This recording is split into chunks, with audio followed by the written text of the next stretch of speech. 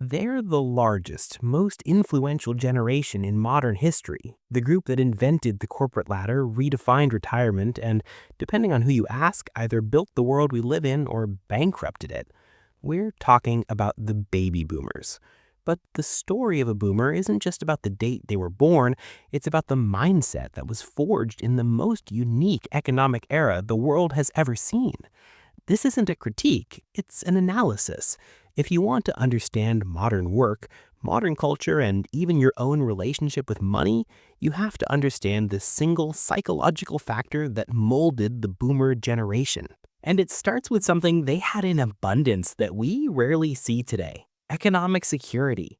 To understand the boomer mind, we have to travel back to their childhood in the 1950s and 60s. This was the post-WWII golden age of Western economies. For the first time, millions of families experienced a new baseline of stability and a predictable path for their future. For this generation, three psychological pillars shaped their approach to professional life. Boomers didn't just grow up knowing they'd get a job. They grew up knowing they'd get a career. The social contract was clear. Give a company 40 years of loyalty, and they'll give you a clear promotion path and a secure, defined benefit pension. The psychological result of this guaranteed stability was an extreme emphasis on loyalty and institutional trust. You didn't leave a job because leaving meant risking a permanent setback in a predictable, linear race. It felt irrational. Their identity became deeply fused with their job title and their continuous contribution. For them, hard work wasn't just about earning money. It was the mechanism for deserved, inevitable forward progress. This is a deep psychological conditioning. Contrast it with the modern reality where job hopping is strategic, pensions are rare, and loyalty is often seen as naive. This difference isn't a moral failing on either side, it's a fundamental difference in the psychological contracts of work. Now, this sense of stability wasn't the only influence. Boomers were also the generation of the 1960s counterculture, the civil rights movement, rock and roll, and challenging authority. This seems contradictory. How can you be loyal to the system and yet rebel against it? The psychological answer lies in security-driven confidence. Because the economic foundations were so secure, the younger boomers have the confidence to critique and dismantle social institutions without feeling existential economic dread. They have the energy and safety net to focus on higher-level needs like self-actualization and social justice. They could afford to be idealists.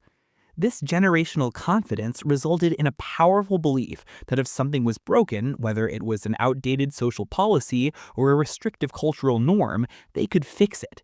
They had the power, the numbers, and the societal permission backed by underlying economic buoyancy.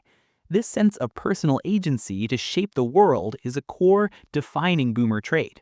The final piece of the boomer psychology puzzle is retirement. For many, this has become a complicated stage. While they are, on average, the wealthiest generation, a large percentage are working far longer than previous generations. Why? Psychologically, retiring requires a monumental shift. From an identity based on production and contribution, the core values instilled in the 50s and 60s, to an identity based on being. When your lifelong programming tells you your worth is tied to your job title and your salary, giving that up creates a profound identity crisis. For many, the feeling of being needed in the workplace becomes more valuable than the financial reward of stopping work. The baby boomers are a generation defined by a great paradox. They were conditioned by economic abundance to prioritize long-term stability and loyalty, while simultaneously possessing the confidence to be cultural revolutionaries. They created the structures of modern professional life, then spent their youth challenging those very structures. Their legacy is a world where work is central, but the rules of loyalty and security no longer apply. Understanding this psychological blueprint is the first step in decoding the past 70 years of global culture. What core boomer value do you think defines your generation the most? Let me know in the comments below. And if you enjoyed this psychological analysis, hit the like button and subscribe for more deep dives into the human code.